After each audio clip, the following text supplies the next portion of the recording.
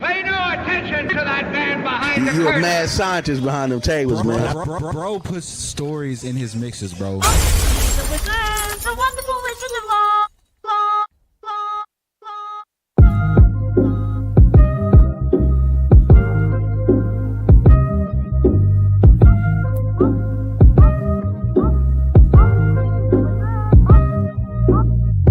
See the wizard, the wonderful wizard of law.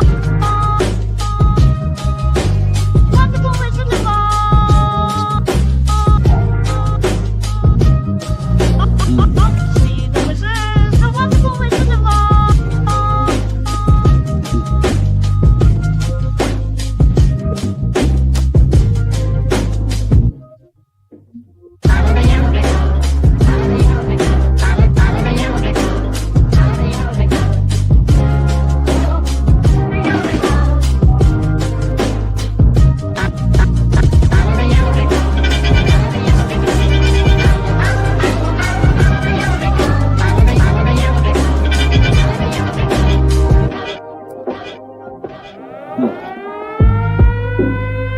Pay no attention to that man behind You're the a mad curtain. scientist behind them tables, Bro man. puts stories in his mixes, bro.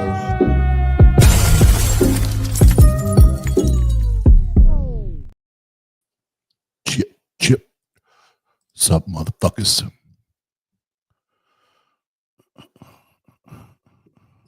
What's up, motherfuckers? What's up, White? Yeah. Before we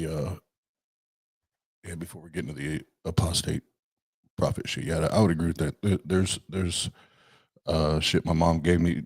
Hell, I even still listen to some of her music sometimes because after she passed, obviously I don't get to talk to her anymore. Sometimes I listen to her music just to fucking hear her voice, right? That is some straight up Jesus fucking music.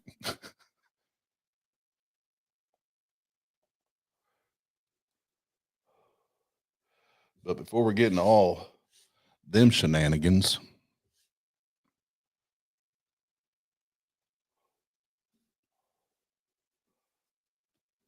well, before we start any shenanigans, drink break. Two, it goes 1, 2, 3, get fucked up, get fucked up, get fucked up, get fucked up, get fucked up, get fucked up.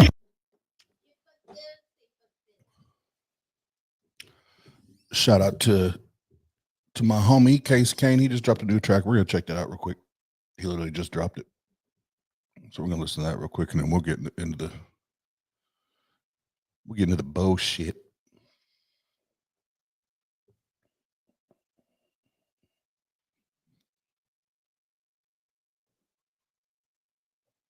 What? I'd like to give a shout out to my one and only fan, Smokey. I want to give out Our cat. shout out to my one and only fan, my cat, Smokey. Shut up. I don't have a cat. I hate cats. That's Bret Hart for not hip to the WWF, WWE, WCW, whatever it was. Shit. All right, here we go.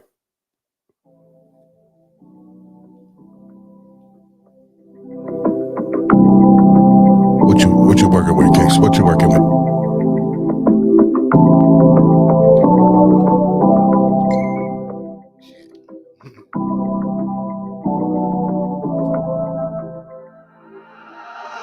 Put a smile up on my face What's good, wherever Wayne? I go. On the grind, slow whip and mercy Lago.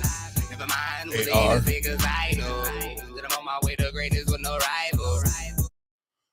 What's up? If you missed the intro, before we get to the apostate prophet shenanigans, the homie Case Kane, y'all know Case, or if not, you're I think you remember Case. He's been on the channel once or twice. He's a guy, DJ for. But he just dropped a single, so we're gonna check it out real quick.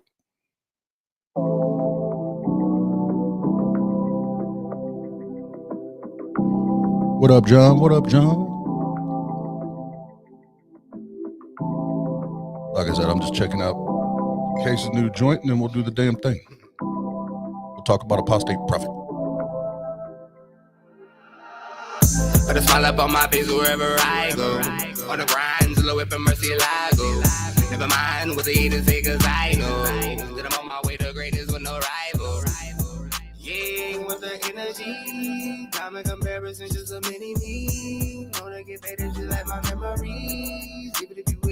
gon' remember me. Feel like Saint before the liquor, standing on business. Breaking records with my songs, ain't talking about Guinness. Hold the way throughout the stations, called the grind fitness. Filled with hate, looking for God, just a blind witness.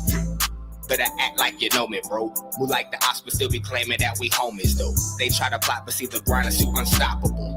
Me living without winning improbable.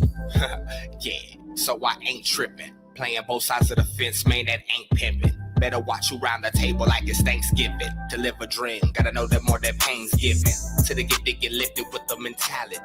Stand on nothing, that nothing equals morality. And a man without morals ain't worth a life. And if life's just a game, can't play it twice. Right, you can't play it twice. And even if you could, why would you? You know what I'm saying? Like me, I gotta keep going. I gotta keep going hard. I gotta keep striving to achieve these goals. You know what I'm saying? Like, to be better than I was yesterday. Be better than I was tomorrow, nigga. You know what I'm saying? Let's go. Put a smile up on my face wherever I go. On the grind, till the whip and mercy I go. Never mind what they hate to say, cause I know that I'm on my way to greatness with no rival. Yeah, with the energy, common comparison to so many me. Know to get better just like my memories. Even if you waited, you gon' remember me. Yeah.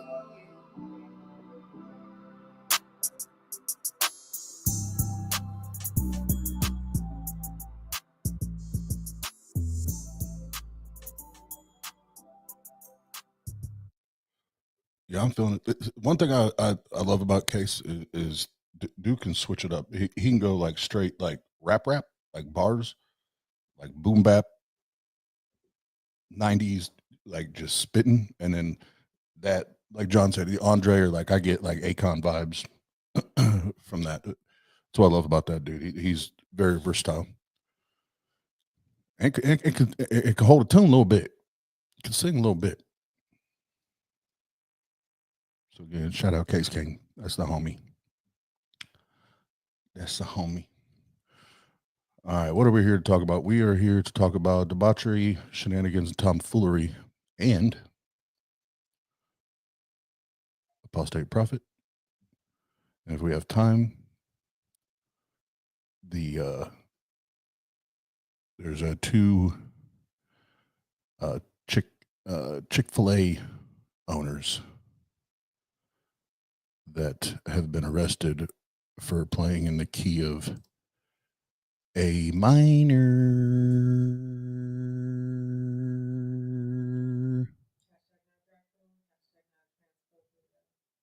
Do what? Yeah, hashtag not a drag queen.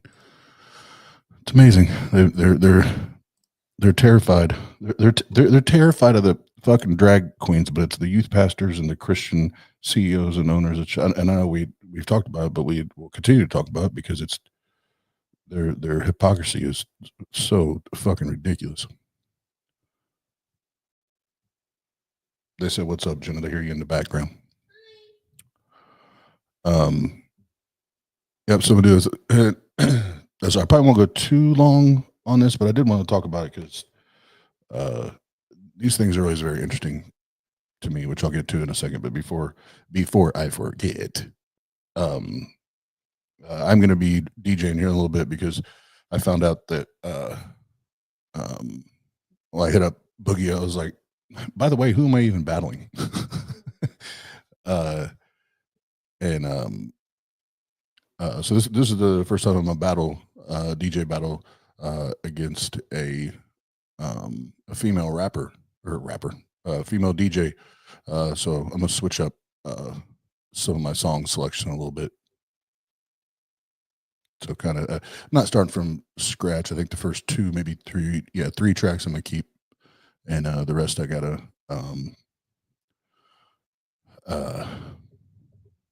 rethink and restructure what the fuck ever. But the apostate prophet thing, it intrigues me when atheists, especially someone that takes a hardline stance, we all know the hard atheist. I'm a soft atheist. All that bullshit, whatever. But outspoken atheist, non-believer, like give me give me the evidence, right? Give me the evidence. And I know there's been at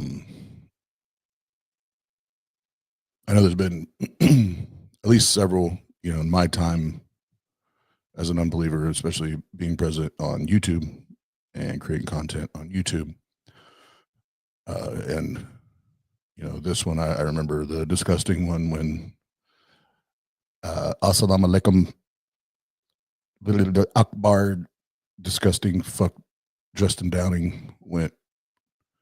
Supposedly, I don't even know how much of the story I can buy at this point, but goes from Christian, then not just an atheist, an outspoken atheist, but like a fucking nihilist and all that shit, to Assalamu alaikum, eat up all my bacon.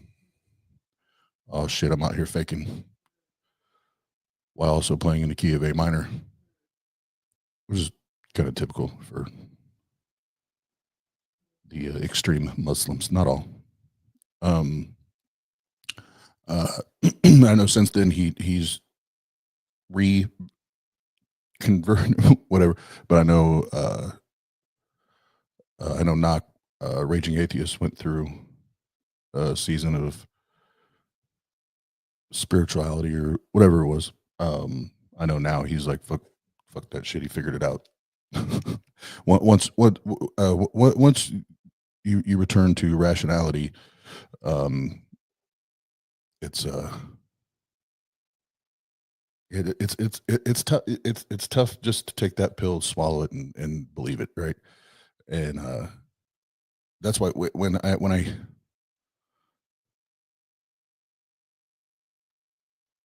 hear people go from a hardline stance, or this is the type of evidence I would expect to see or hear or whatever, and then it's like, oh, hey, I'm this, I believe in this, and it's like, awesome. Why? Because if that is the case, and I've said this before, and you guys even heard it when I had, which I need, that reminds me, I need to message him, when I had Travis on, and he's like, he was trying to pin me down with the, oh, well, if you don't know there's a God, you're saying there's a chance there's a God. Well, that doesn't mean there is one. I'm just saying, I can't demonstrate to you that there is not one, but that's also trying to prove a negative. That's a whole other conversation. But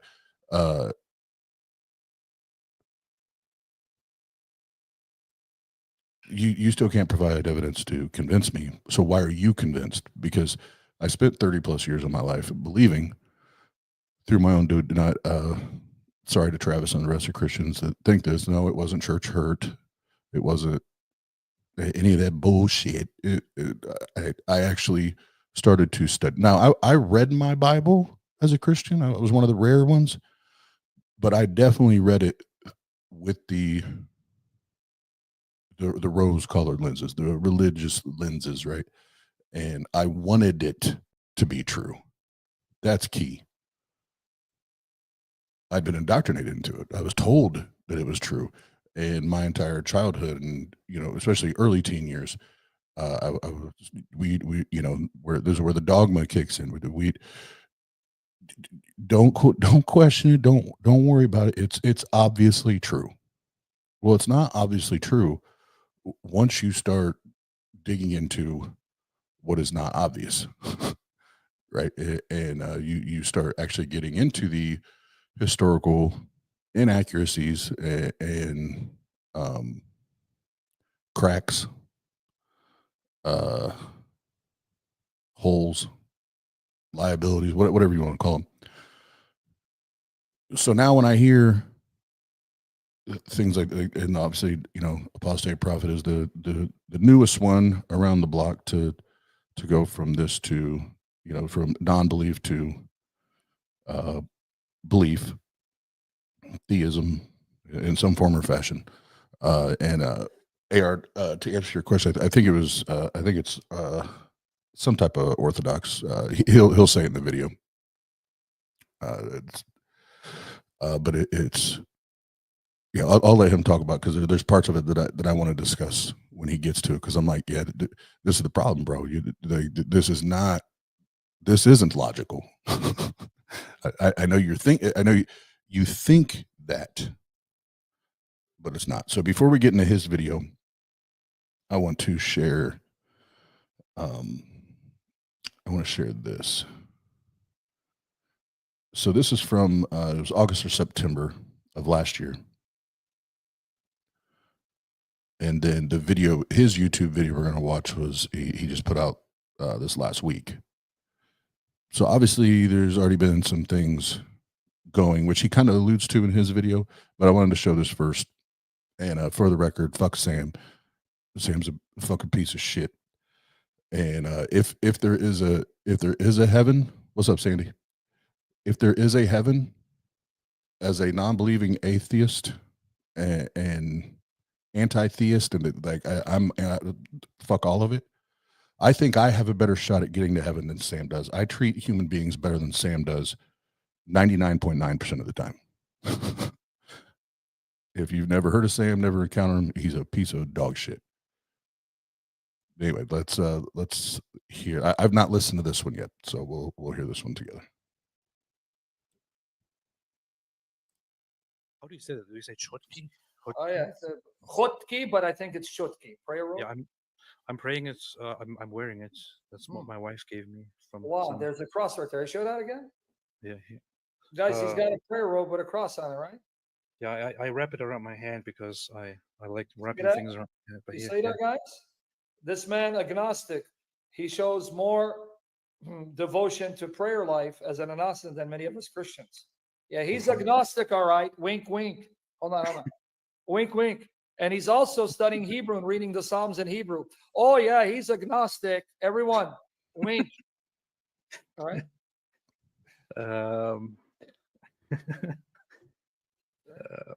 Well, I also wear a cross, but that is something that I do. Oh, yeah, no, you're agnostic. You're just as agnostic as Bart Ehrman is.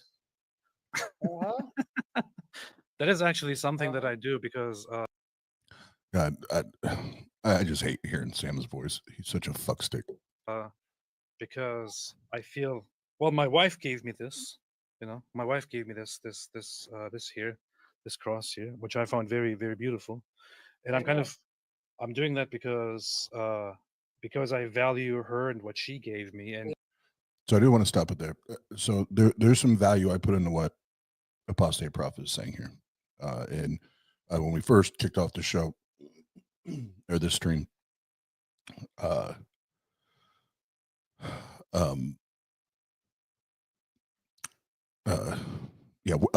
Wayne had said it. Here, let me just scroll up so you can read it.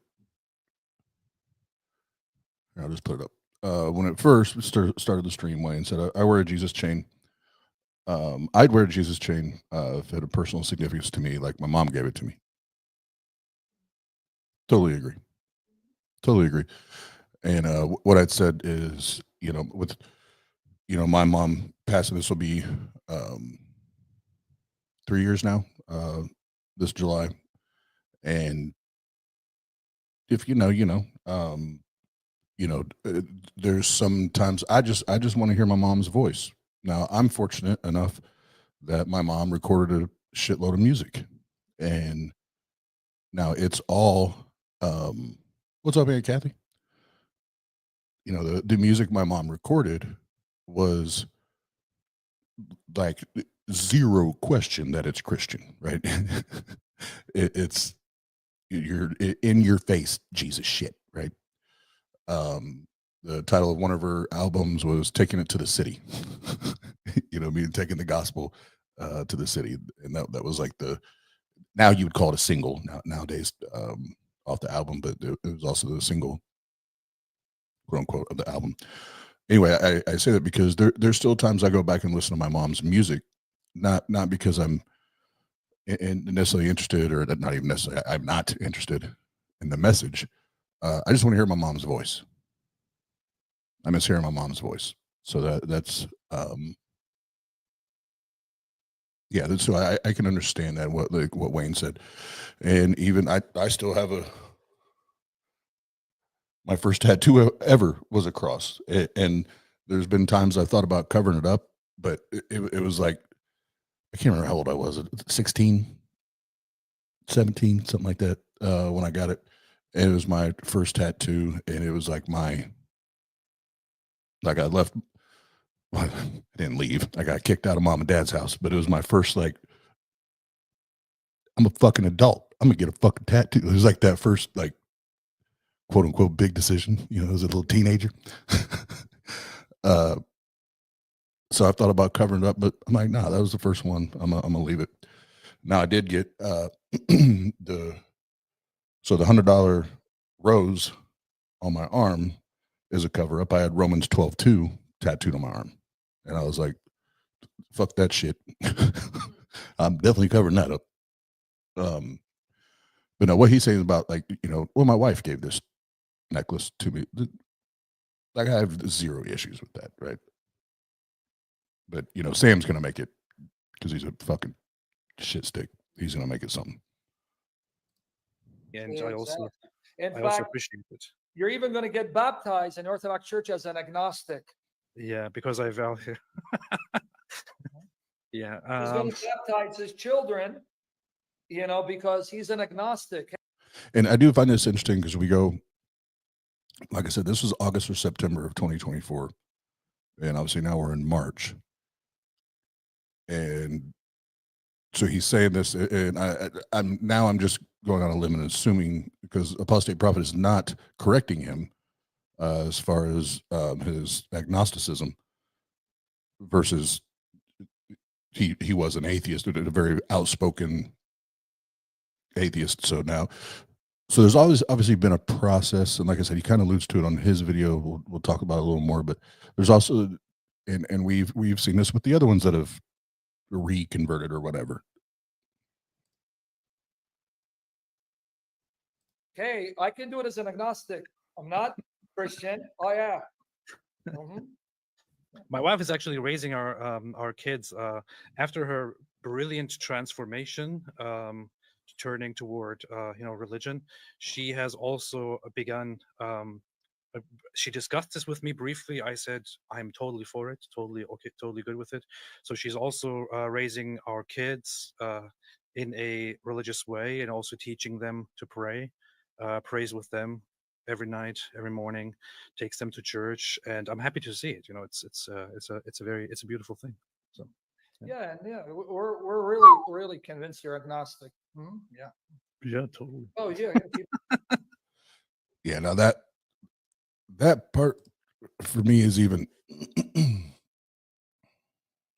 would be even harder to swallow, because I could Jesus, because according shut up. the Bible.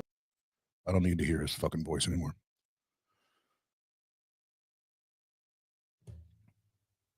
That one's. I don't even need to chew on that one to know that that's bullshit.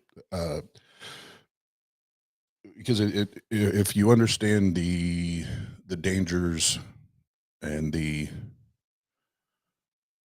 potential future harm and abuse and all that shit that can come along with being indoctrinated and not actually being informed and educated, you wouldn't say, oh, just take my kids to church and teach them how to pray in the night, in the evening and in the morning, and it's that's just something beautiful. No. If my kids were here right now, they would tell you that I want you to figure it out on your own. I'm not going to tell you what to believe, but I will help you. I will help you research. I'll show you and teach you how to do your own research and study and ask questions. I'll teach you how to do that, but I'm not going to make you pray. I'm also going to not. I'm not going to make you not pray. And yeah, that to me that it's. Yeah, that's a whole other conversation. But yeah, because we're not here for the indoctrination conversation necessarily. because I think that there's an element there that's kind of happened with the apostate prophet via the also batshit fuck crazy David Wood. All right, so here's apostate's video. I think it's titled, or it's right there. I went to church for the first time. We'll get into it here, but some of the little bit of the background, because I could say I've quote unquote followed, and I use that very loosely. Apostate prophet. I would say it was shortly before. I'm trying to remember the first time. It was shortly before all the Khalil la la la la make me want to throw up bullshit. So I've loosely followed, and he has some period there. All of a sudden, like became homies. Was like live streaming all the time with David Wood. Not familiar with David Wood. That dude is a fucking. He's batshit.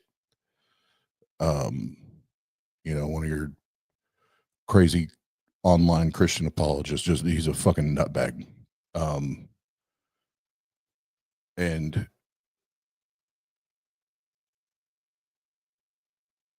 I can't remember. So that I don't want to misquote. I'm also not a professional, so I want to be as accurate as possible.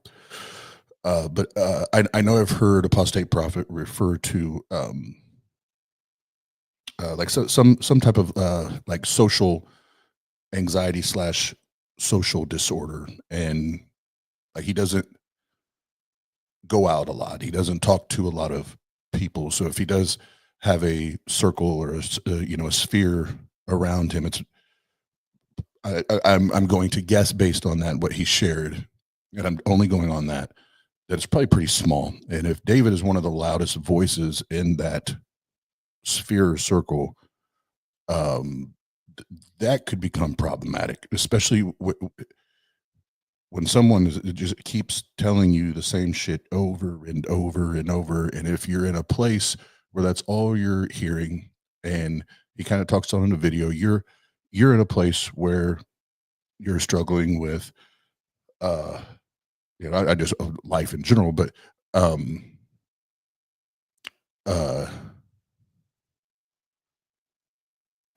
depression, loneliness, those things.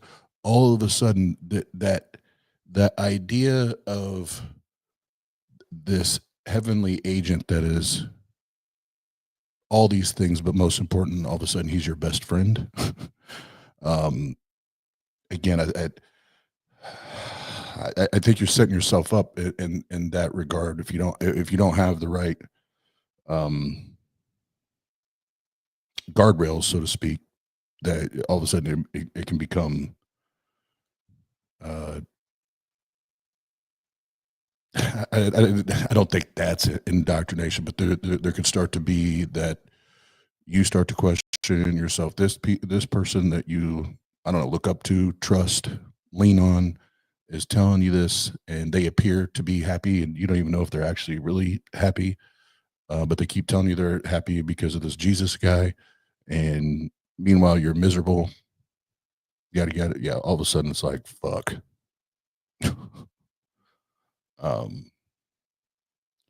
But Jenna, hold on.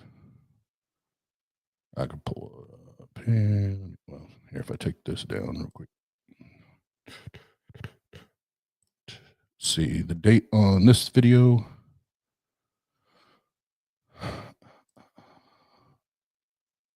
This is from February 25th, 2025. So I said it was more like 2 weeks ago. All right, let's take a gander. Let's have a drink first. Two, it goes 1, 2, 3, fuck that. Get fucked up. Get fucked up. Get fucked up. Get fucked up. Get fucked up. Get fucked up. Get fucked up.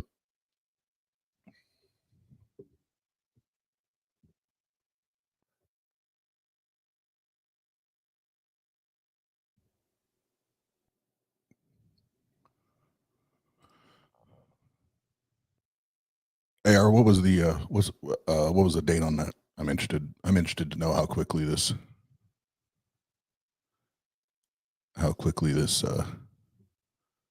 came to be, because and I say that because of what he says at the end of the video. So I'll stop talking and let him talk. Hi, everybody, and welcome. This is the Apostate Prophet. The Apostate Prophet. So I recently went to church, and I have to collect all my thoughts about this now. Technically, I went to church for the first time a month ago, several weeks ago, for the first time with my wife, because she has been going to church. She recently became a Christian again. She was a Christian, then she left Christianity and was an atheist for the longest time. Then she returned to Christianity. It's kind of funny because over all these years since we met, I was always the guy who was interested in religious stuff. I was interested in Christian things. I would sometimes even listen to Christian music, and she would be like, so it's kind of weird that she is the one who then suddenly becomes a Christian. I have a Muslim background. I have nothing to do with Christianity except that I grew up in a Christian country, Germany, and that I also went to a Christian Catholic kindergarten. But anyway, I went to church for the first time with her, and that was the first time ever that I attended a service on a Sunday. When I went there for the first time, I was a little bit over. Thanks, Jason. Okay, that makes sense, and kind of, I guess, correlates with what he says at the end of the video.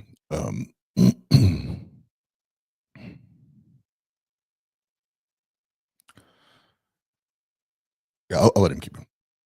Overwhelmed. I didn't really know what to think. It's an Orthodox church, so I witnessed the divine liturgy, as it is called, and I tried just following along with it and observing it and all that.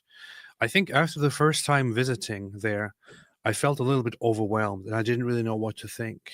But this last weekend, I went willingly, deliberately to attend and to practice and to participate, to see how it goes, because I felt the will and the need to participate. And technically, I consider this the first time that I actually went to church to participate. And the first thing I felt was I felt a warm welcome.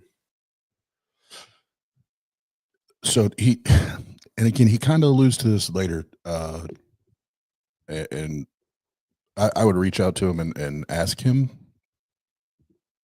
I doubt, because his channel is way larger than mine. Because see, I love having a conversation with, but more than even, I love to ask questions. I want to know why, right? And so since you let off with that, this is the first time I went with the intent to participate. Cool. Why? I would love to ask that question. Why then? Why now? What was the motivation? Smiles from people, a nod from the priest, a warm welcome from the priest. He saw me. Sorry, I'm gonna rewind a little bit, because this is one of the important parts to me anyway, right here. I consider this the first time that I actually went to church to participate. And the first thing I felt was I felt a warm welcome. Smiles from people, a nod from the priest, a warm welcome from the priest. He saw me when I first visited, so he came to me and said, "Welcome back. I'm glad to see you here." There was a close attention by the priest to help those who are new to the church, to help them along with the liturgy. So he would. All right, so there's 2 or 3 things there to unpack.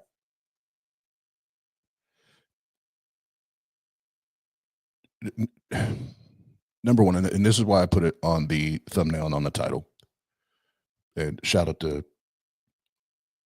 Pocket Locker Jay. It's our little inside joke. That's no longer inside, I guess. Feelings, nothing but feelings. So you felt warm. I feel warm right now. Actually, I'm sweating. No, I know what he's referring to, but again, I would love to ask, what do you mean by warm? Temperature warm? What do you mean I felt warm? Now, if it's the way what I think I hear you saying is you felt welcomed. You didn't feel like the oddball out. You didn't feel excluded. And again, I'm not putting words in his mouth. I'm just trying to, based on hearing other people talk about this experience, and I remember my own experiences, but I'm not going to make this anecdotal, or like we like to say around here, anecdotal.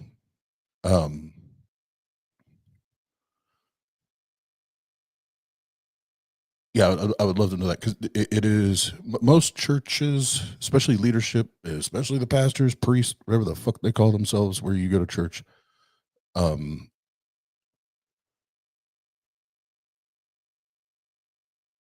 It's within their best interest to make you feel at home and to make you feel comfortable, right? And not all, most churches, especially here in the States, and that's really all I can refer to because it's my only lived experience. If anything, they're guilty of going overboard sometimes and love bombing the shit out of you, and almost going so far that to make you uncomfortable with that. But yeah, that's not a God thing. Apostate prophet, I'm just call you AP. That's not a God thing, AP. That's not even a religious thing. We all, as a species, as humans, want to feel connected, want to be a part of a community. We're communal by nature, right? That's not a spiritual thing. That's not a supernatural thing. And again, I don't want to put words in mouth. I'm just going based off what I've heard come out of his mouth prior. If there are social anxieties slash and or disorders, and again, I'm going off of what I heard, only what I've heard from him. And I don't want to put an exact label on it because I can't recall, and I don't have time to go through all his videos to go and timestamp it. So I want to be very general there. But if that is the case, and you go somewhere and you don't feel like the oddball, you don't feel, I can imagine that you even more so feel like, man, this is awesome, right?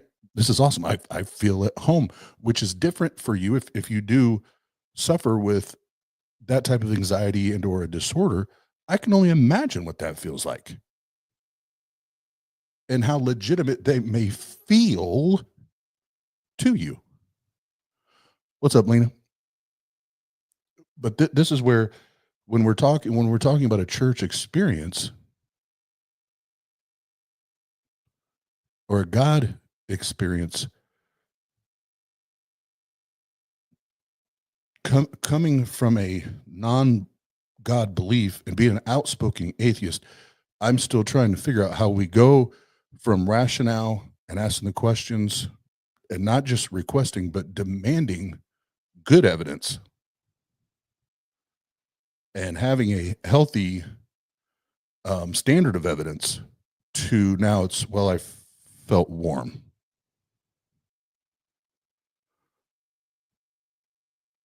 So and Kathy makes a great point. And Jenna was talking about this up there earlier. Some people don't seek out atheist community, so that lost, empty, no friends feeling drive them back to religion. And having a religious spouse can be a lot of pressure for some. And I can't argue. Those are fair points that Aunt Kathy and Jenna made.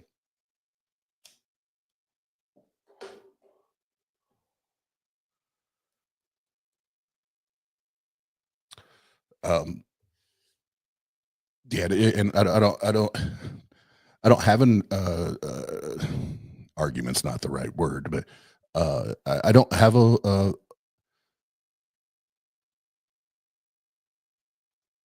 I would not know how to tell because I've not been through that, right? In the marriage part. I know I can only speak for me. That there would be a lot of friction there for me, and I don't know AP's personality, his personality profile, style, all of that. If he's more of the type to,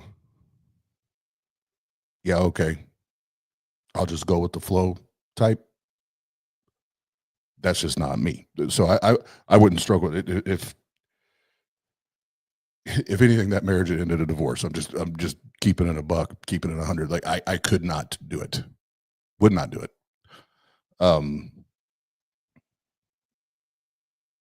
But back to his going to church experience. That love bombing and the shaking of hands and the priest / pastor or whatever going out of their way to speak and make sure you're learning, make sure you're doing it. That's within their best interest, bro. Because the more people they have in there, the more dollars they're bringing in, the more people that are there, everything. You are a number because at the end of the day, it's a business. Church is a business. You are another number in that seat, and then also, and their non-rational minds that you're, what is it? You're just another, jewel in their crown or whatever when they get to heaven because they have helped convert you and help you believe in the mythical God creature that is Jesus and stuff. But occasionally look at me and to some others who were new and just tell us what we are doing right now, where we are in the liturgy, so we could follow along. And it was quite easy to follow. And I did follow the liturgy, which is an ancient, beautiful liturgy. There are certain things that I recognized in the divine liturgy, the different prayers, the different chants, the different processions. What's very interesting is that I spent much of the last year, 2014, studying Judaism and temple practices and things like that. And I was only familiar with how Jewish temple practices carried over to synagogue practices and how they were practiced in synagogues, especially in Orthodox synagogues. But it was very interesting to see how I could see the parallels between temple practices and Jewish practices also in an Orthodox church during the processions, such as bringing out the scripture and then gathering around and reading the scripture, the prayers and the respectful treatment of the scripture, the symbolism throughout the divine liturgy. I felt two things. One, sorry, not sorry. I'm a DJ, and as soon as Aunt Kathy said it, we are family. 1, 2, it goes 1, 2, 3, 4, bang. Get fucked up, get fucked up, get fucked up, get fucked up, get fucked up, get fucked up. Cheers to that shit. And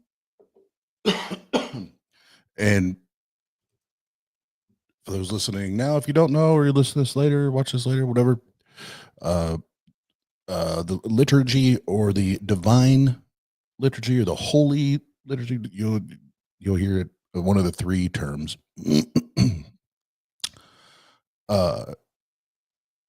a Christian service that now I just looked it up, so I'm deadly accurate. A Christian service that includes prayer, music, and the offering of bread and wine is also known as the Holy Liturgy or the Eucharist.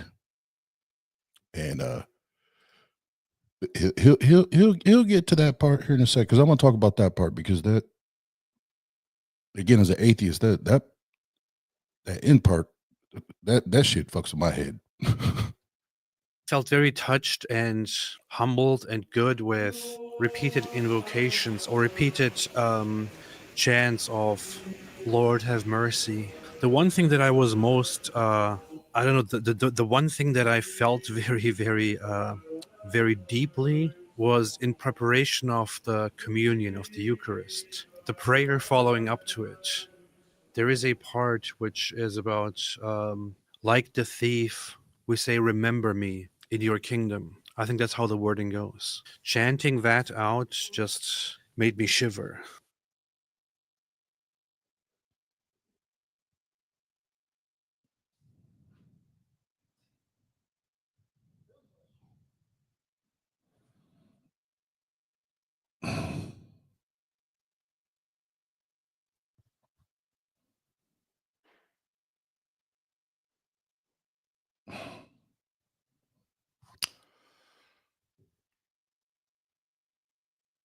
Yeah, the thought of communion now, it makes me shiver, but I think for very different reasons.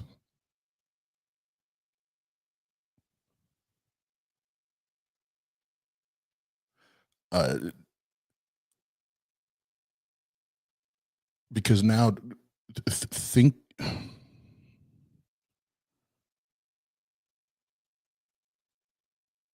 like indoctrinated Oz again did not think rationally or critically about what we were actually doing.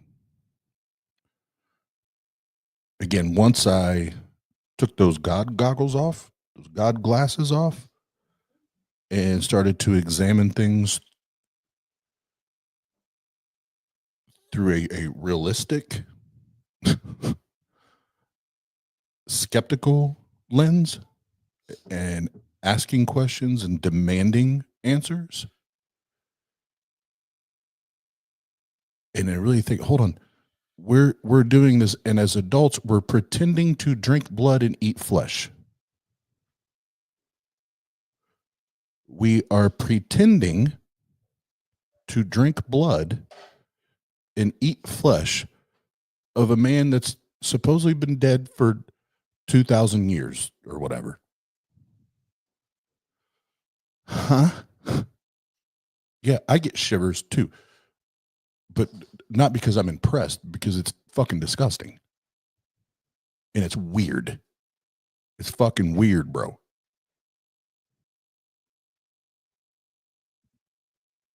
So that part to me, I don't know. I don't know how you walk into that. If you are thinking rationally, and I won't even say critically right now. If you're thinking rationally, how are you wrapping your brain around that? Like, oh no, hey, we're all grown folks around here. Let's all eat flesh and drink blood together, and that'll bring us closer as a community. Huh?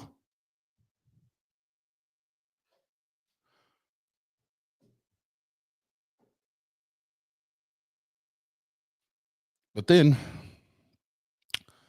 the based on the verse, but and I'll talk about the chanting and well, no, I'll wait for that because he talks about it again here in a minute. But like the thief, I confess to you, remember me, Lord, in your kingdom. Why are you having to ask a God to remember you when previous scripture said that he knew you before you were formed in your mother's womb? Actually, he knows you so well, he knows the number of hairs on your head. He knows the number of fucking hairs on your head, and he knew you before your mom and dad fucked. And your dad impregnated your mama. That's how long he's known you. But now you got to ask him to remember you? Bruh. Make it make sense. Make it make sense. And I don't know, I've always had lots of respect for Christianity and Christian practices and Christian prayers and all that, and Christian tradition, biblical stuff. I spent so much of my time over the years studying Bible, whether it be the Old Testament or the Hebrew Bible, or more recently, the New Testament. I read through the Gospels, studied the life of Jesus, and then to find so many parallels and so many references in the liturgy on a Sunday service to everything that I learned was kind of nice. Now, since I'm not a baptized member of the church, I didn't receive communion or anything. I just received a blessing from the priest, which felt very nice. And after the divine liturgy was over, which I think lasted quite a while, up to 2 hours maybe, I don't know. And time just went by. It didn't feel long. I participated and time just went by, and it was beautiful. After the I don't get it. Y'all, I don't fucking get it. I don't fucking get it. How you can go from outspoken atheist that, again, not to pretending as adults that we're eating flesh and drinking blood. This is beautiful. It's a brain fuck to me. Like, the fuck are you talking about, bruh? The fuck are you even talking about right now? I don't, huh? service, I started making conversation with people there. It's also interesting how in a church, several people recognized me from YouTube. And normally when I go outside, when I go somewhere, some random places, I barely have people recognize me in public, unless I go to some big city. But I go to a church and there are immediately several people recognizing me. I guess in religious circles, it's more likely that people recognize me from YouTube. After the service, I made conversation with people who are just very, very good and pleasant. I feel no pressure at all. I only felt a warm welcome from the priest, who is already familiar with my wife and my family. He came over to me just to have a conversation with me and to see. Man, I hate to, so he's the apostate prophet. I'm going to be the prophet to the apostate prophet.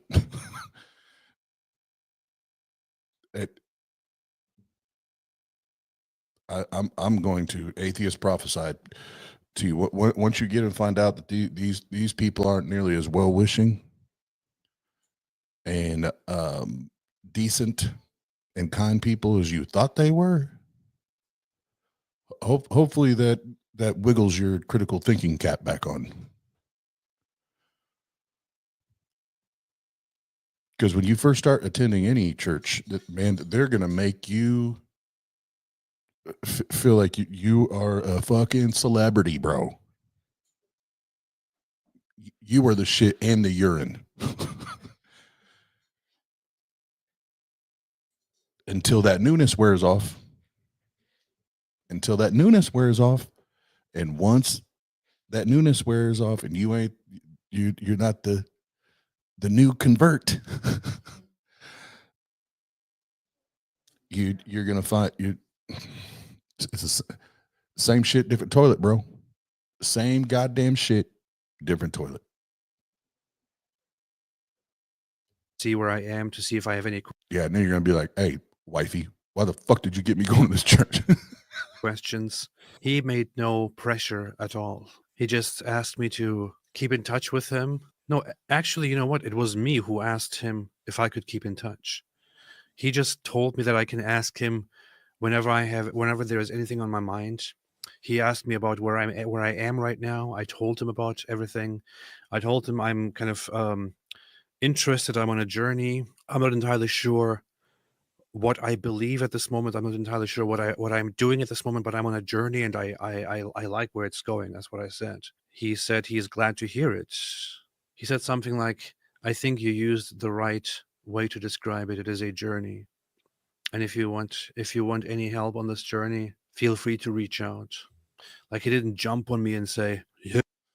So this part is eerily familiar from before we found out about the A minor shit with Kalia la la la la.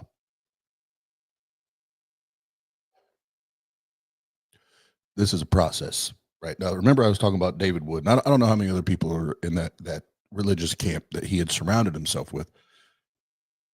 But again, prior to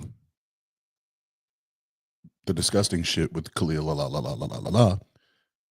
The same thing happened to him. He, whether it was intentionally or unintentionally, created this echo chamber of religious people. Now his were a bunch of crazy dipshit, numbskull, fucking Muslims. And when I say that, I've met a handful of Muslims that I don't even know if they're practicing, right? But that were not him and not the ones I'm referring to. So I won't say every single one, just like not every single fucking Christian is batshit. Like we all know Eddie. Well, Eddie's batshit, but he's his own kind of batshit, but not the batshit we're referring to. And all of a sudden you create this echo chamber, and that's the only thing you're hearing all the time. And that now begins to mute any voices of reason or rationality. That becomes dangerous territory. We're all still human, right? And if you are in a place that you are truly depressed and or lonely, and if there is social anxieties or disorders there,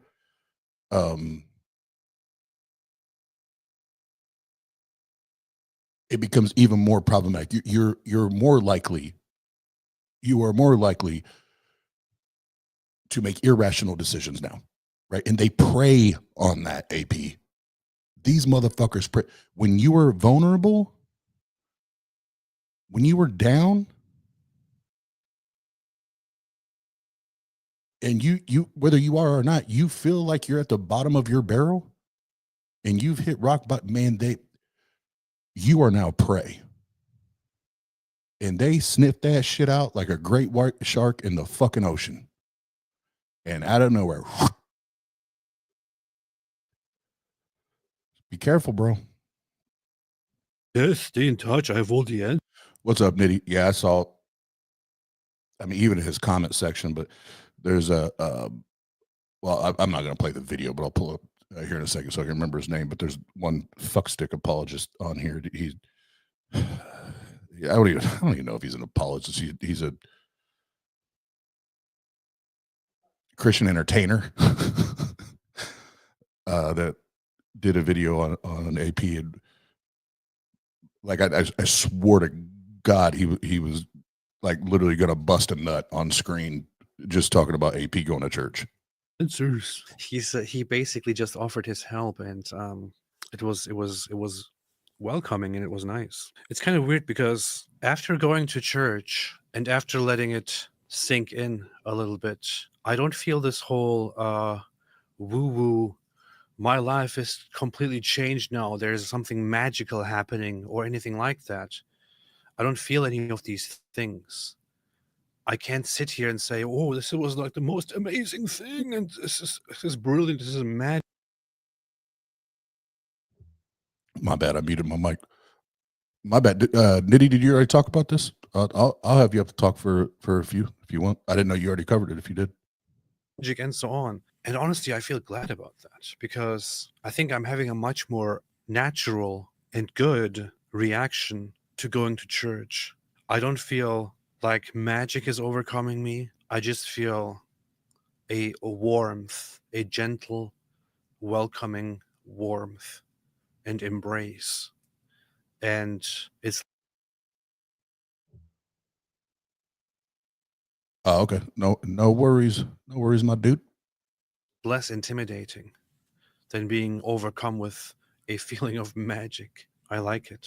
I know over the years I have people have asked.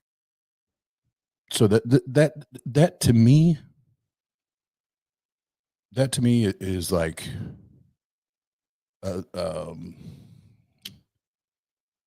opposed to what he said in the beginning. He said, you know, when I walked away and settled in, like, you know, like he didn't have that, because you'll hear people talk about, I felt the presence of God. I felt the Holy Spirit. I felt the whatever. But I didn't feel it. But that's not what you said. You said to me that you felt this warmth, and I don't want to put words in it. I can't remember what else he said, but this warmth and however else he described it.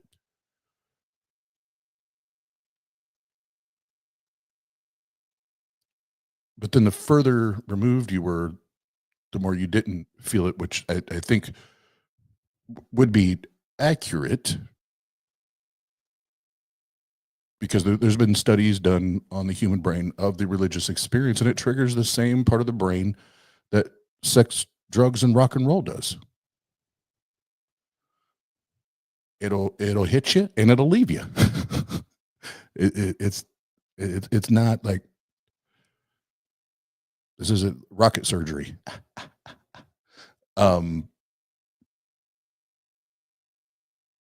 Yeah, because he was talking about this earlier. There's a couple instances that I can think of now, with the lack of belief, lack of faith, lack of all of the supernatural, as Jenna said, the woo.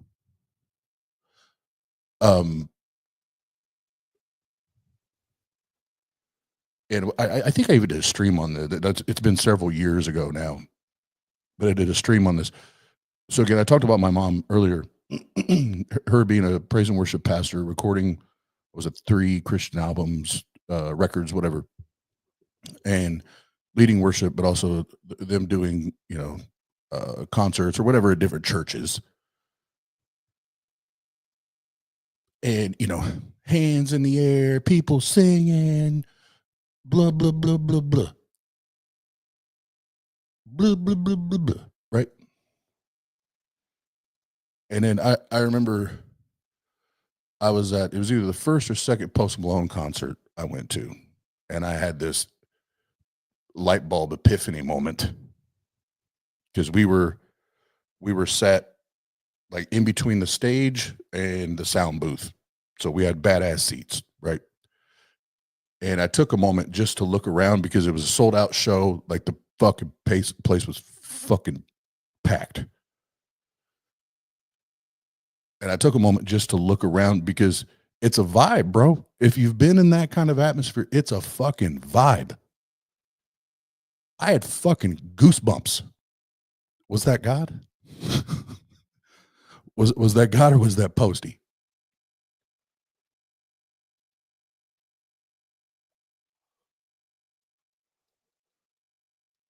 And that warm feeling, that whatever feeling that he was talking about when the pastor came up to him and was talking to him, and whatever, that warm sensation or whatever he felt. I think I've shared this before. I've told Jenna, but it was at that very concert that it was a vibe, dude. And I was rocking out with Posty, and the sound guy. Like I said, we were in between. We were closer to the sound booth than the stage.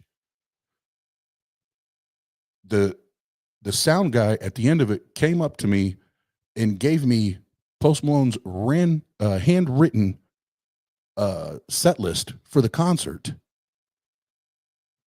with again his handwritten notes on it. This is when I want the pyro going off. This is the order of the music, all that.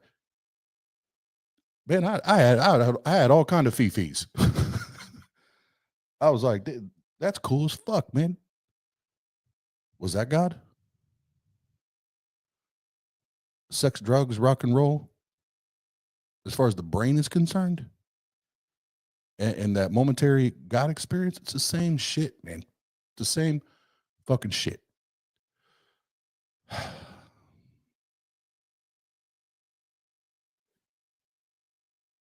Me a lot. And hold on, I know. I miss some folks jumping in the chat. Lena, I think I said what's up. If I didn't, what's up? Lena, Nitty, I know I said what's up. What's up, Stephanie? And Transpositions, what's up? What's up? Good to see everybody. Just talking about this AP shenanigans. where I am standing spiritually, religiously, and so on. And I think, thinking back, there was even a time where I said, I don't think I will ever become a Christian, or I don't think I will ever become religious again. I don't think I will ever believe again. A lot has changed over the last year, especially since I went to Israel with. Yeah, to your point, real quick, it's not like music like what I'm talking about. They do more of the chanting, which, like I said, I think he talks about it more here in a minute. And we'll talk about that because it can have the same type of effects, psychologically speaking. With David, I don't know what it is, but going to Israel, especially standing before the wall, the Western Wall, that moment that we first went there and stood there, it did something in me. It changed me. Before I went to Israel, I was cold, atheistic. I think the moment I stood before that wall and pondered, something started moving inside me, and I lost that cold wall inside me. That wall broke that wall inside me. Okay, again, and if I were to ever be able to have a conversation with, interview, whatever, just ask questions to AP. Okay, you go to the wall. You feel a thing. So what? That does not mean, therefore, there is a God. And so he's sharing a personal experience, right? So I'll share a personal, because really what I think he's referring to, and this is based off people that I've talked to that have went to that exact location, and what they've described to me is it's more of a like a crazy nostalgic, like it's crazy that I'm here type shit, right?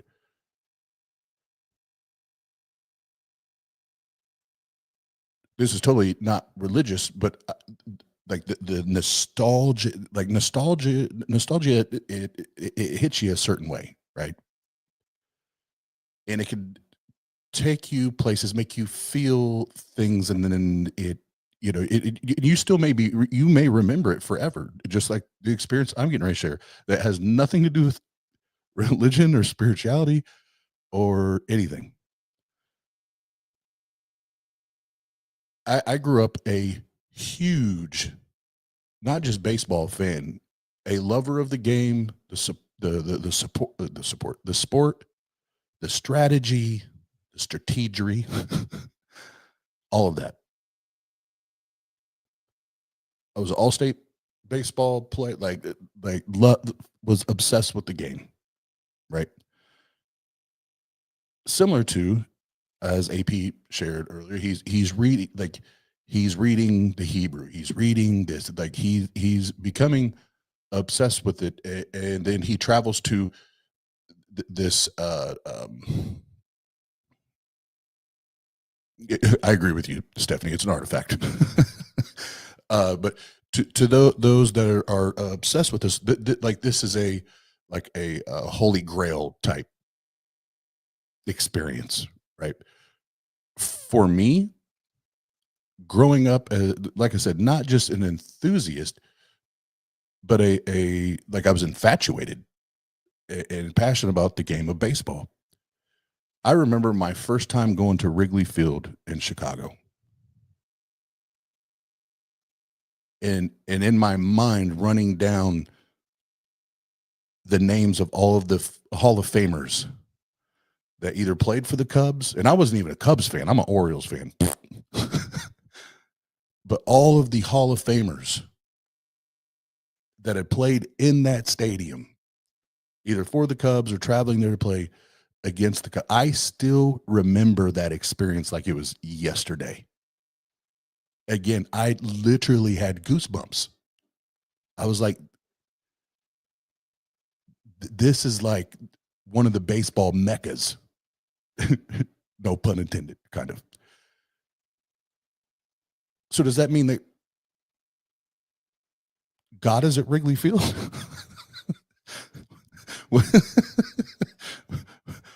Was it the spirit of the players that are dead that were giving me these vibes and these chill bumps and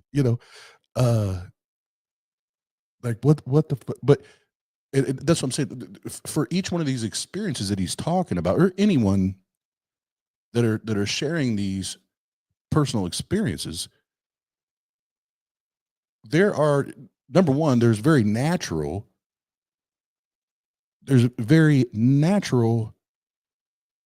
explanations to what you felt, what you are feeling. And there's also very, very similar experience people had that have nothing to do with a fucking God.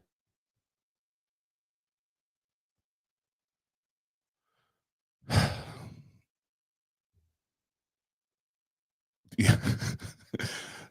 John said, Oz runs off and builds Field of Dreams. If you build it, they will come.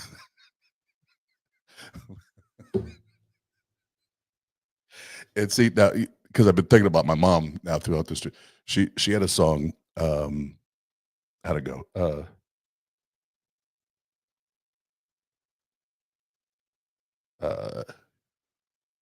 You are welcome here, Holy Spirit. And that was the hook, like 8 times. Now I want to redo it. You are welcome here, Babe Ruth. you were welcome here, Lou Gehrig.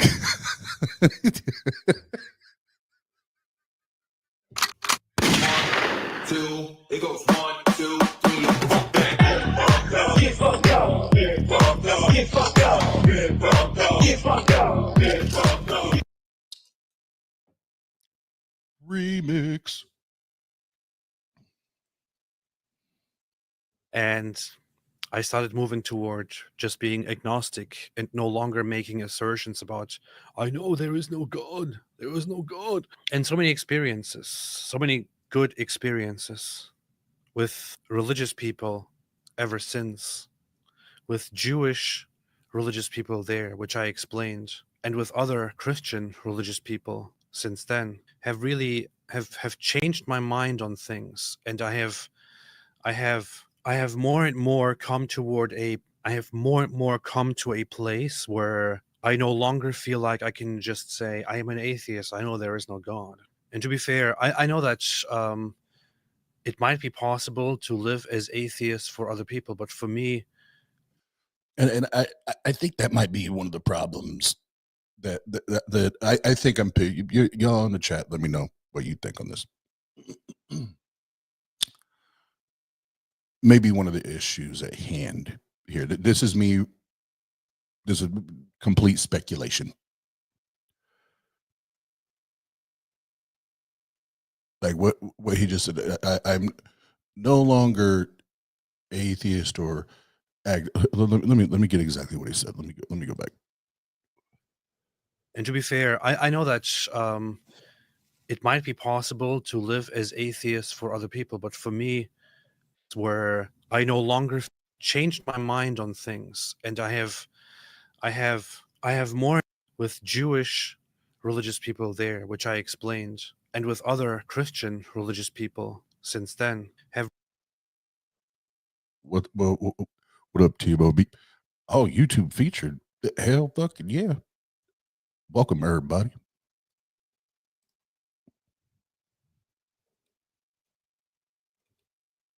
really have changed my mind on things, and I have more and more come to a place where I no longer feel like I can just say, I am an atheist, I know there is no God. And to be fair, I am an atheist. I know that there is no God.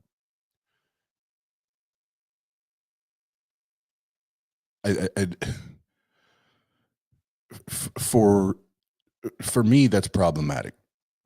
I won't say it will be for anybody else, but for me to be intellectually honest, I cannot tell anybody in the chat if you're face to face with me. I can't tell you. I know for a goddamn fact there is no God. Can't say that. I cannot make an absolute claim. What I can tell you is I'm pretty certain, based on the evidence or the lack of evidence provided, that there is no God.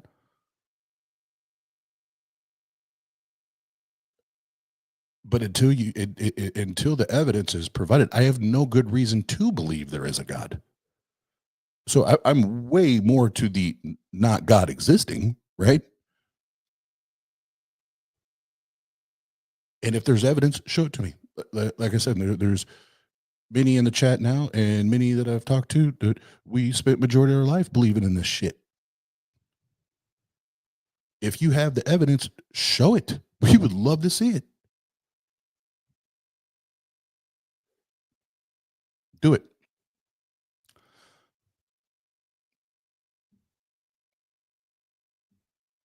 Yep. And Stephanie, your last comment, I'm going to star that and come back to it because it's kind of what you just hit the nail on the head, and I'm gonna come back to that. I know that it might be possible to live as atheists for other people, but for me, to be very, very honest and very blunt, it wasn't a very pleasant. And before he keeps going, and I'll go back, and sorry for the keep pausing and starting, but living as an atheist, again, that's a problematic statement to me. I don't live my life as an atheist. That's not, like, when I die, if I even do have a tombstone, it's not going to be Austin lived his life as a proud, great atheist. It's like that. Like, what do you, like, when you say that? What do you, again? That's why I love to interview him and asking these questions. Like, what do you mean? What do you even mean by that? Living my life as an atheist. Because now, as he finishes, what I actually think he's saying is, I either have the inability to, or I have not been able to find my own identity in who I am and be satisfied and happy and fulfilled within that. So now I need to search externally. That's what I'm hearing. And I can tell you right now, AP, God's not the answer because he's still not there. He's not there. Like, he wasn't there yesterday. He's not there today, and he won't be there tomorrow. Even though you might be having all the warm feelings, he's still not there. So I think that might have been part of your problem, AP, is living your life as an atheist. That if that is your identity, then that's the problem with religion. Because what I feel like I'm hearing him say, so he's a former Muslim, is you deconverted. You did not deconstruct, sir. Because you still don't know how to find your identity without this model of a God or a supernatural, or this thing that will bring you comfort, will be your friend or guide you or whatever. So I would ask, have you talked to therapists? Have you been through therapy? Have you done, because there's more natural ways to do this than running to a supernatural agent that's not there. So I don't.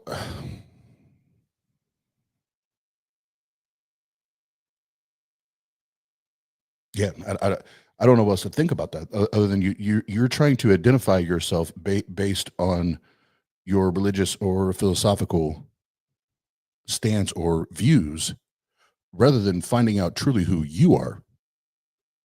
Again, that's problematic. You have to search, look that person in the mirror right back in the eyeballs and figure that shit out, because religion and God ain't the fucking answer, bro. Ride. It wasn't a very pleasant experience. In fact, most of the time over the last 2 years or so, I felt this dreadful feeling of emptiness and hopelessness and nothing to look forward to and nothing to live for. And whenever it came creeping up, I was just terrified by it. I have replaced it with prayer. Sorry, let's re-listen to that because what he's getting ready to say is crazy talk. It's crazy talk. Yeah, and on top of that, yeah, hanging out with David Wood is never a good idea, y'all. David Wood is a fuck stick shit stick piece of shit, whatever.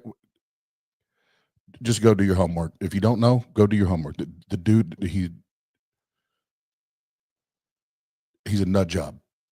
2 years or so, I felt this dreadful feeling of emptiness and hopelessness and nothing to look forward to and nothing to live for. And whenever it came creeping up, I was just terrified by it.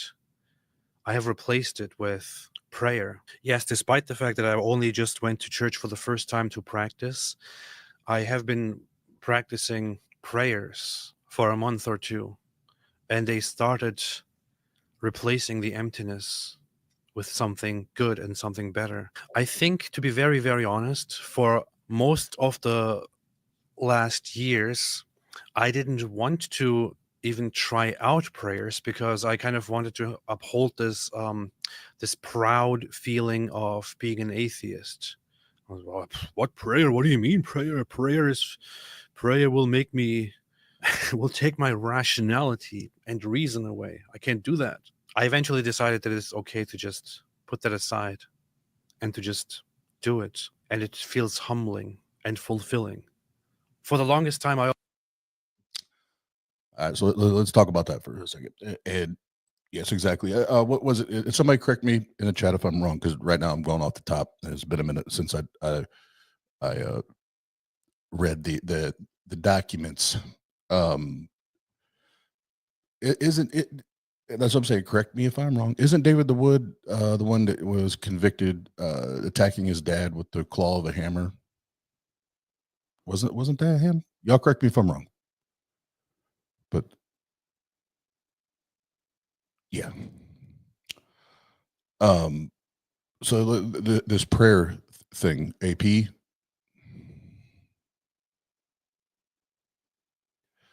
You're talking to yourself first and foremost.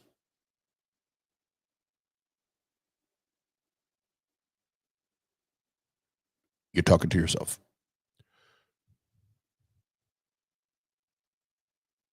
What would be much, much better for you?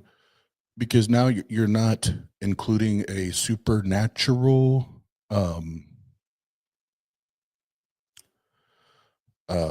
entity or agent into it. There is a such thing as meditation. I'm all for it.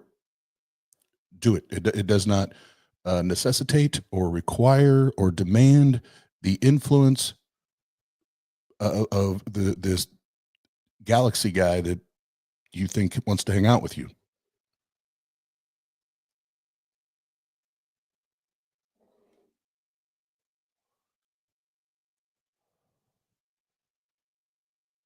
Meditate, bro. Why pray? Who are you praying to? What are you praying to? And this is when it becomes dangerous, is when we go from I'm praying to then when they think they start hearing a voice talking back to them.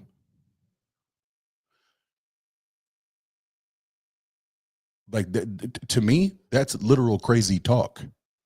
I prayed and I heard God talk back to me. You huh?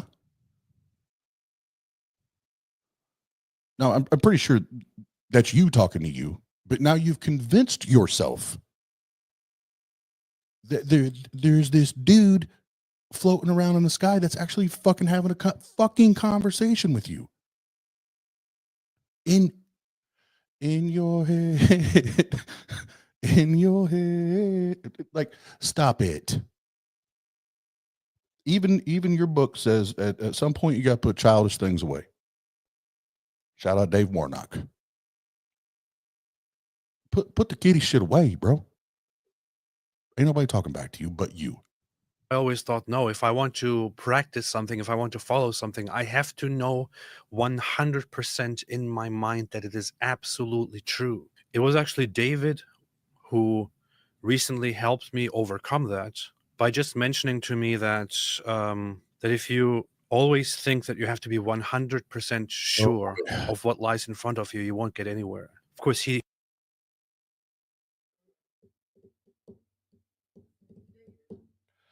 And he's shouting out David Wood. God fucking damn it. All right. Class, let's raise our hands. um, are there things in this life that we don't know 100 goddamn fucking percent?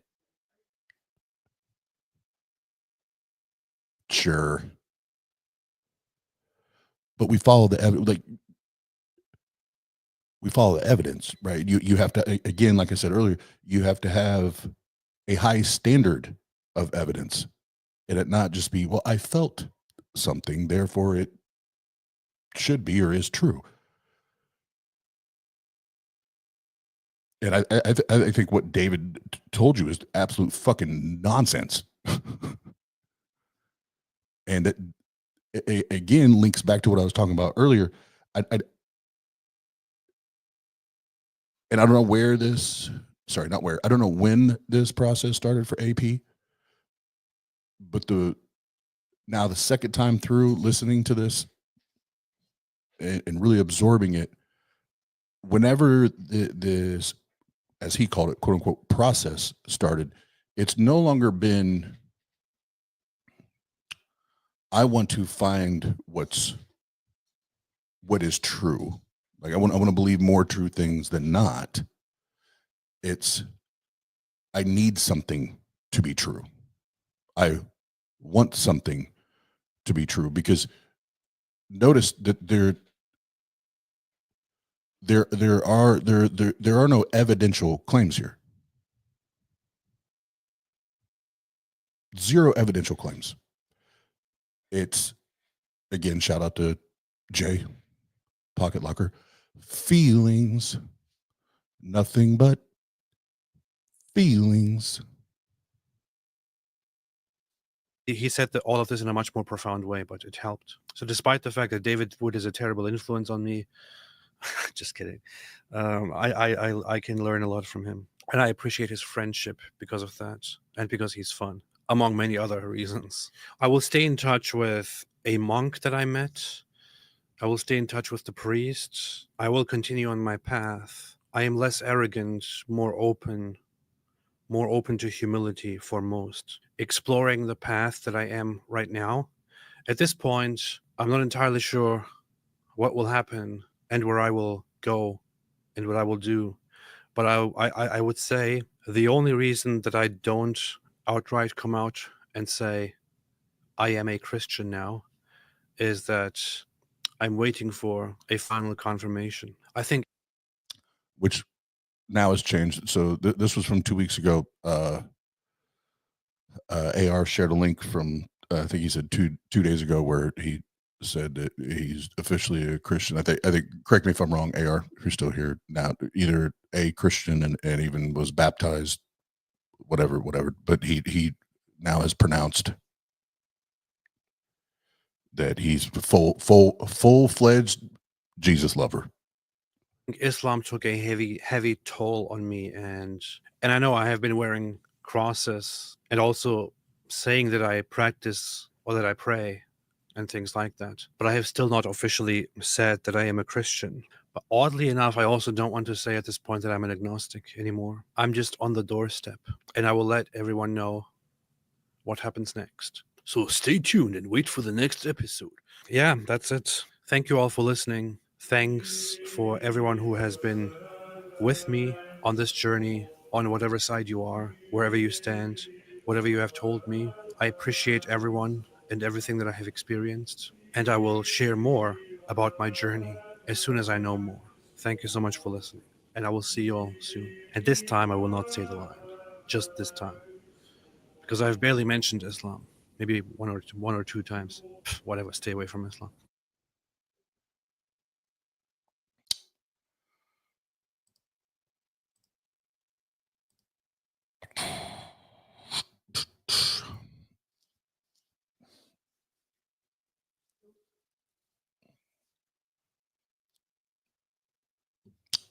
Well, yeah, I won't regurgitate a bunch of shit we already covered, but all I heard about was fifis and feelings and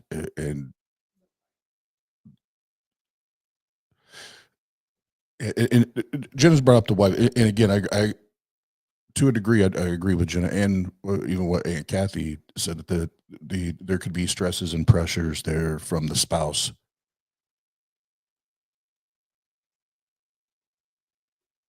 And again, not personally knowing AP, and like I said, his personality, style, or profile, and how he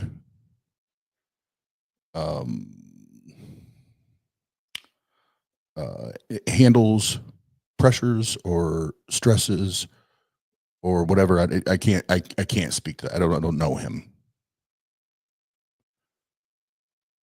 I know some personality styles are more likely to succumb to that and the pressures, and they don't at all costs they will avoid confrontation. At all costs they will avoid conflict.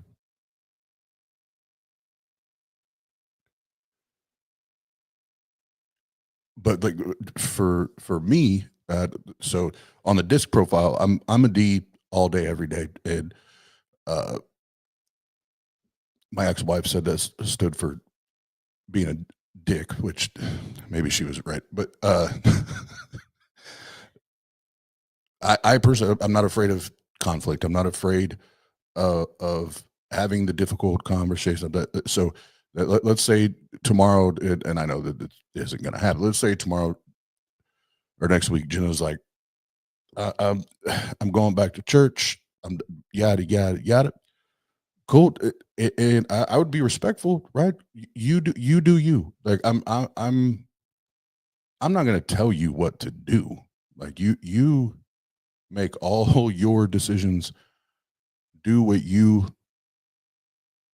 feel, think, whatever makes you happy. Hold on, I got to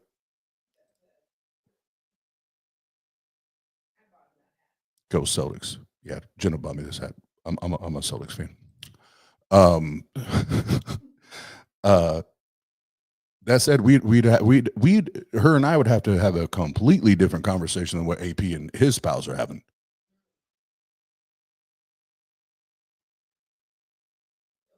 Because now we don't even see the world the same anymore. And then once you get into that shit, you get buried in it. We don't even see people the same way anymore. And that, to me, is the most important. Because now, if you're going to adopt that way of thinking when it comes to people, when it comes to humanity, I want no parts of you. Again, that doesn't mean I can't talk to Christians. I can't, but as far as having a day-to-day relationship with, intimate relationship with, I can't fuck with it. I can't rock with it. Because we're on two different paths now, right? And like I said, it's that would be completely up to her, but I'm not rocking with it. But that's my personality.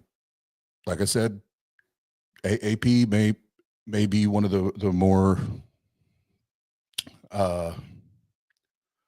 passive personality, where it's I want to go with the flow type shit. I don't know. Again, I'm speculating. So I won't entirely discount that. At the end of the day, though, I think, again, speculation. What I think I'm hearing is again, he within himself has felt lost and lonely and confused as far as his own identity is concerned for a minute, for a hot minute. And Islam obviously fucked this dude up. And he even said it. So he thought taking the Muslim badge off and then proudly displaying this atheist badge, and as he said it, to quote him, living my life as an atheist, that also is dangerous. I don't live my life as an atheist. I'm fucking me. I'm Austin. I live my life as Austin. And if anything, before I'm an atheist, I'm a humanist and a skeptic. And I think that's a much healthier approach to it than I'm living my life as an atheist. I'm living my life. Because again, when I hear that, and it reminds me of before the A minor shit of the clear la la la la shit, where he would change, even when he was still an atheist, would change his shit every day. Like, he's a soft atheist and a hard atheist. He's this, he's a determinist, and he's not a determinist. He's a hard determinist. He's no longer determinist. Now it changed like every other fucking day. Right. And I think a lot of that is centered in a lack of self-evaluation, self-transparency, self-accountability. And again, I don't know, speculation. I would love to ask, have you talked to a fucking therapist? Have you done it? Like those are a lot of things scrambling around in your brain. Have you talked to a professional to help you cipher these things out? And take it one step, one brick at a time, and help yourself find peace and joy and happiness within you. Because if you're not happy with you and you don't love you, you ain't going to love nobody else the way they should be, if they deserve it, if they've earned it. You're never going to take care of yourself. If you don't get to that point, you're never going to take care of yourself. How are you going to love and take care of anybody else? So if he's really wanting what's best for his wife and family, I don't know what his family situation looks like, but if you would, bro, you got to figure you out, and God ain't going to do that for you. God is not a psychologist. He's not a psychiatrist. He ain't even fucking here, bro.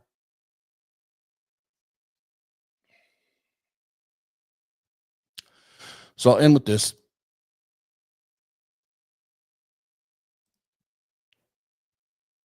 Because I think this kind of hits where I come from when I hear these experiences or other ones like it.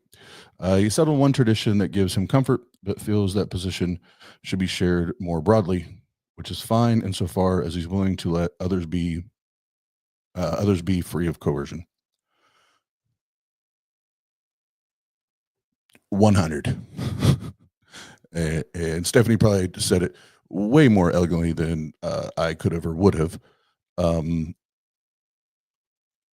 will. I'll just piggyback on what Stephanie said. AP is someone that my channel is obviously much smaller than yours. I really don't focus on this content hardly anymore. Have been more lately. I beg of you, don't become what we opposed. Don't become what makes us want to vomit. And that is this. Now all of a sudden this online YouTube apologist that thinks you have the fucking answer for fucking everything. And that if people don't get it the way you think you get it, they don't believe it the way you think you believe it, that they're inferior and they're dog shit, yada yada yada. All that. I just beg of you, whatever bit of humanism is left at the end of the day, don't become that shit.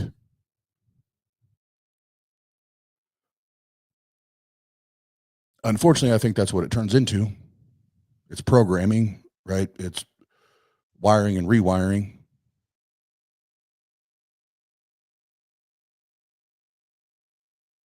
But these are so, for me anyway, are so parallel, because I remember when I interviewed Khalil Mr. A Minor himself, again, before we knew of all that shit, and fresh into his conversion to Islam, and it's still somewhere here on the channel. And I remember him saying, I'm going to test the boundaries of Islam. I'm going to be the most liberal, compassionate, blah, blah, blah, blah, blah,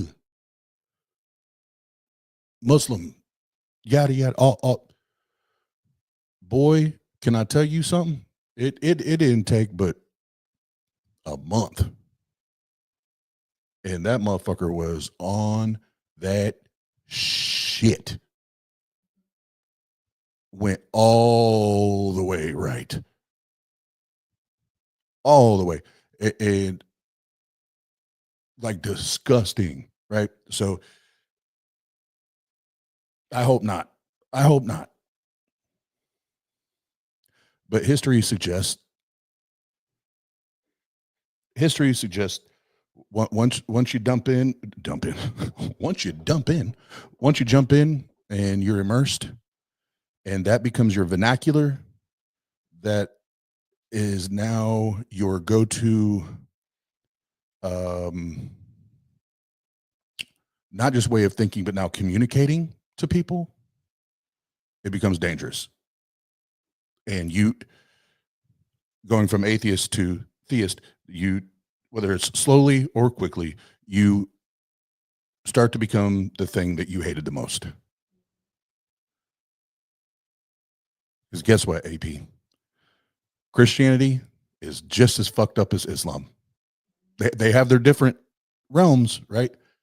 They have their different areas of fuckery, but at the end of the goddamn day, bro, they're both fucked. They're both poisonous. And we would be better.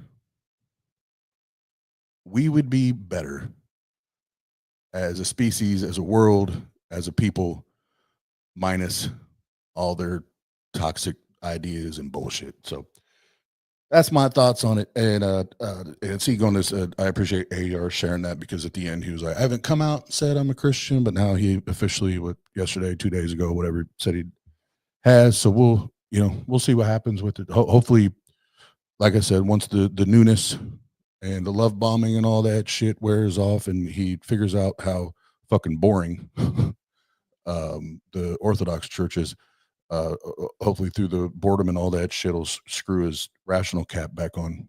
But we'll see. But yeah, I'm gonna wrap this one up here. I'm gonna be DJing here in a few. I got my next DJ battle coming up here in a few weeks, and I was just told today who my opponent is. So I got to change some things up. Not necessarily start from ground one, but definitely got to shift my ideas, creatively speaking. So for everybody that's been hanging out with me, appreciate y'all. What you already know the answer. We what do DJs do? We turn buttons and press knobs. That's what the fucks we do. So if you want to come back around here a little bit, stream created for that. But no, thanks for hanging out, having the conversation, and I'll keep my eye out, see if anything pops off here in the future with AP.